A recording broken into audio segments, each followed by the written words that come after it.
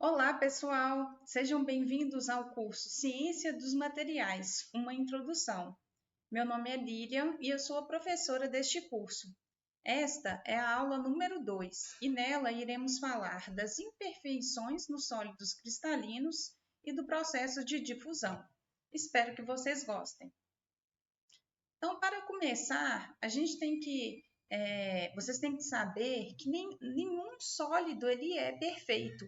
Então, a gente estudou na aula 1, né, algumas estruturas cristalinas, como era a organização desses materiais, mas aquele sólido perfeitamente organizado, 100% cristalino, sem nenhum átomozinho fora do lugar, ele não existe. Os sólidos, eles possuem defeitos, também chamados de imperfeições.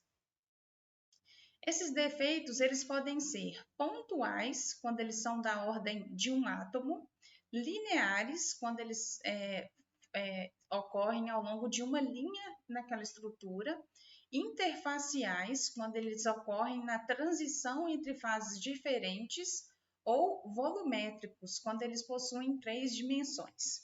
Falaremos de cada um deles nessa aula. Então, os defeitos pontuais, né, eles ocorrem, como eu já disse, na ordem atômica. São defeitos na ordem com tamanhos atômicos aproximados. Então, por exemplo, a gente tem uma lacuna, que é quando uma posição daquela estrutura está vaga, e a gente também tem os átomos autointersticiais, que é quando a gente tem um átomo daquele elemento, né, que constitui aquela estrutura, ele fora de uma posição, ele ali ocupando um lugar que originalmente ele não deveria ser ocupado. Uma região que era para estar vaga naquele material. Então, aqui, por exemplo, ó, se a gente observa a organização, a gente não era para ter esse átomo aqui, nessa posição aqui, mas ele está. Então, ele é um átomo autointersticial, tá bom? E aqui a lacuna. A gente pode ter esses dois defeitos, né, presentes no material, e se você for pensar, um pode inclusive vir do outro. Então, se o átomo que estava aqui, ele sai dessa posição e vai para o interstício, aquela posição fica vaga e gera lacuna.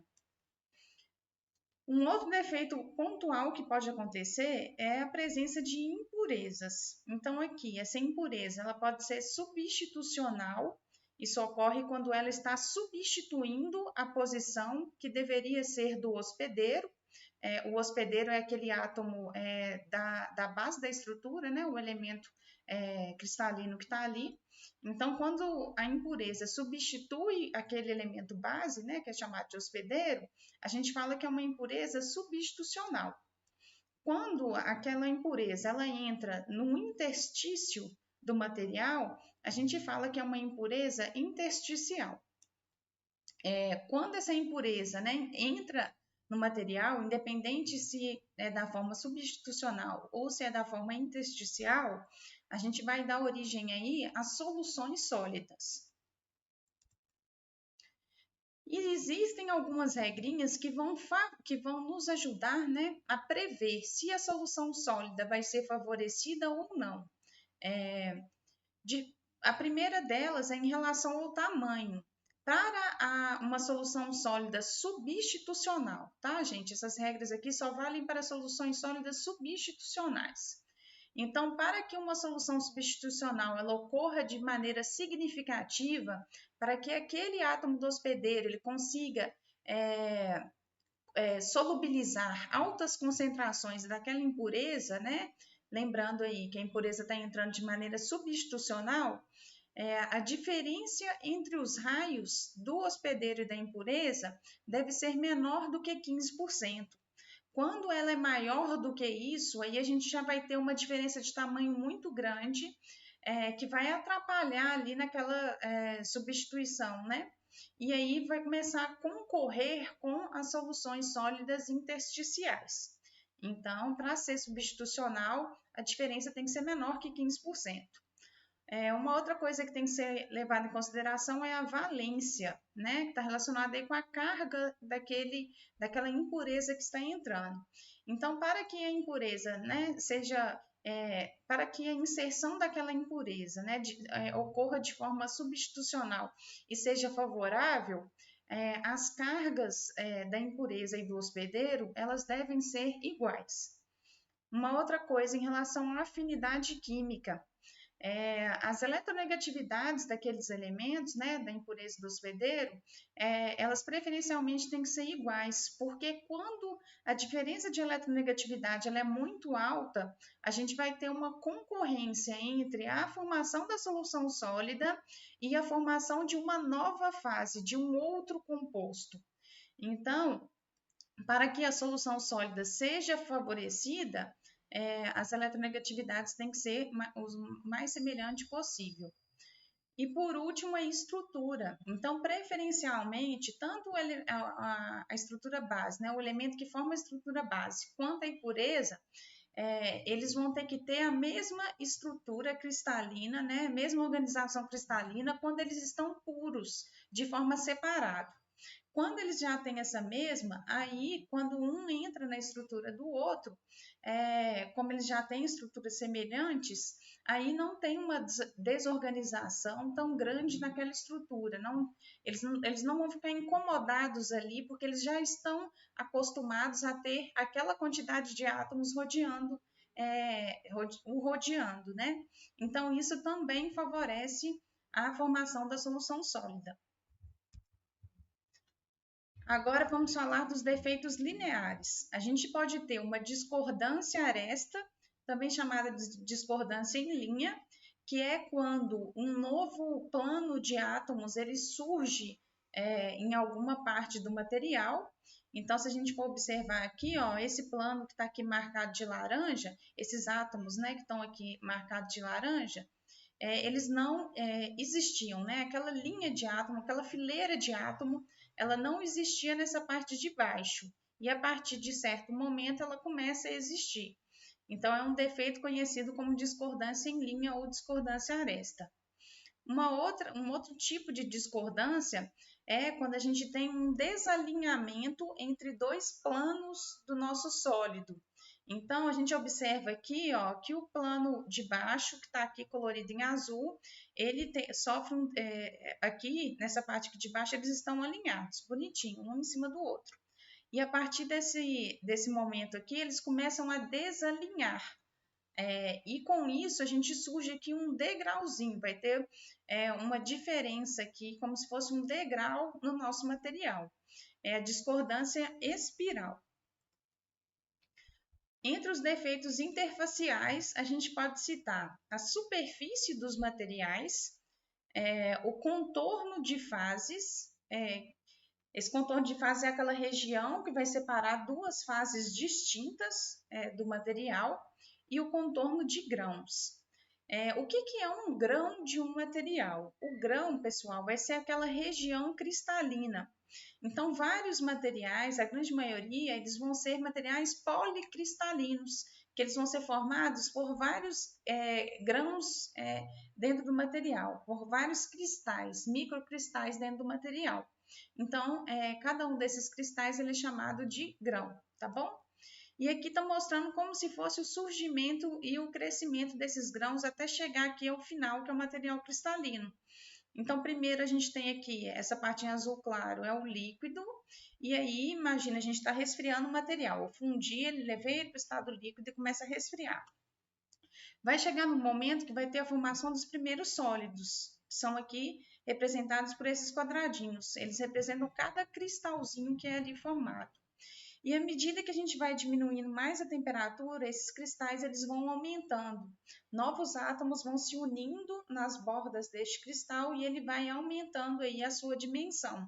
Só que cada cristal ele está com a organização é a mesma, né? A estrutura cristalina vai ser a mesma, mas cada um está orientado para uma direção.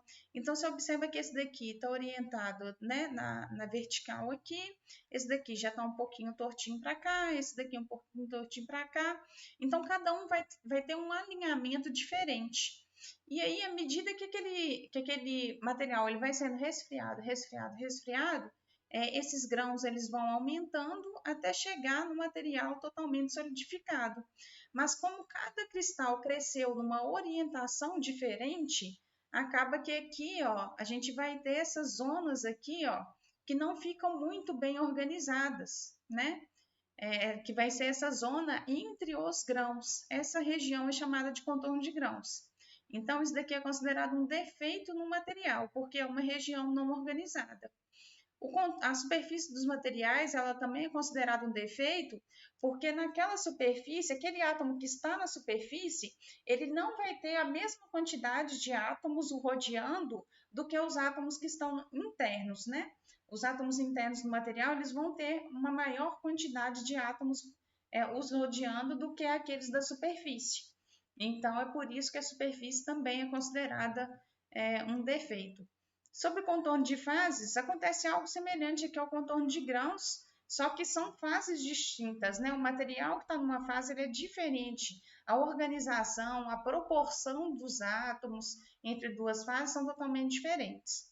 Então, aquela região entre as fases também vai ser uma região desorganizada, considerada aí defeituosa. E os defeitos volumétricos, né, são defeitos em 3 dimensões. A gente tem os poros do material, a porosidade, que normalmente normalmente ele é ocupado por um gás, né? Então, às vezes, a reação química produziu gás, ou se foi uma reação ali por agitação durante a solidificação, pode ter incorporação de gases no interior desses sólidos. Então, essa porosidade é considerada um defeito do material. E o precipitado ou fase distinta qualquer, né, por ter uma organização diferente daquela estrutura base. Agora vamos para a segunda parte da aula, a gente vai falar um pouquinho sobre o processo de difusão. Então, a difusão vai ser o transporte de matéria por movimentos atômicos. Quando a gente fala de gases e líquidos, esse transporte vai ocorrer pelo próprio movimento aleatório, que é característico dessas fases. Ele, tanto nos gases quanto nos líquidos, as espécies que constituem o material, elas têm uma mobilidade grande, né? Elas conseguem se locomover ali ao longo daquela fase, né? Então, é um movimento aleatório que vai ocasionar esse transporte de matéria. Só que quando a gente está falando de sólidos, os átomos dentro do sólido, eles têm movimento muito restrito. Eles não podem sair andando por aí, né? Isso não acontece. Então, o máximo que tem são pequenas vibrações. Então, no caso dos sólidos, né, que tem esse movimento restrito, a movimentação pode ser intersticial, essa difusão pode ocorrer de maneira intersticial ou por lacunas. Então, a gente vai estudar esses dois processos de difusão. Além disso, é importante a gente saber, né, que a temperatura ela facilita muito o processo de difusão, independente se é no estado sólido, líquido ou gasoso, mas especialmente no estado sólido. Por quê? Com o aumento da temperatura, a gente vai ter mais defeitos no material. Então, a quantidade de lacunas, vacância, lacuna é a mesma coisa, a energia cinética que os elementos, os átomos vão ter, elas são maiores. E aí, com isso, a gente tem um aumento na velocidade de difusão. E também é bom a gente saber que quando a difusão, né, quando é o elemento da estrutura base que está sofrendo difusão, que está se movimentando pelo sólido, esse processo é conhecido como autodifusão. Então, a primeira é a difusão intersticial. Nesse tipo de difusão, o átomo que está aqui marcado de vermelho, né, que está fazendo essa movimentação, ele vai se movimentar entre os átomos da estrutura, vai utilizar aqueles espaços, né, que estão vazios lá da estrutura para poder fazer movimentação. Então, aqui, ó, a gente consegue ver como essa movimentação ocorre. Vou fazer de novo para vocês. Olha, o átomo está aqui e ele vai se movimentando. E aí observe, né, gente, que ele promove um deslocamento ali, ele promove uma distorção da rede, tá bom? Já a difusão por lacunas, ela vai, né, acontecer principalmente quando a diferença, né, entre o átomo da estrutura base e o átomo que está sofrendo a difusão, eles vão ter, quando a diferença entre os raios não é muito grande. Então, como os raios são semelhantes, fica um pouco difícil dele passar pelos interstícios, né, que são aqueles espaços vagos da estrutura. Então, ele utiliza as lacunas para poder fazer essa movimentação. Então, vou mostrar aqui a difusão desse átomo aqui que está marcado em verde no nosso desenho. Então, ó, tem uma lacuna aqui lateral, ele vai fazer essa movimentação para essa lacuna, aí um outro átomo da estrutura, né, pode se mover por aquela lacuna que foi formada, e aí se move de novo, e por aí a gente tem um processo de difusão acontecendo, utilizando essas lacunas como meios aí de locomoção. Então, obrigada por ficar comigo, né, até o final dessa aula.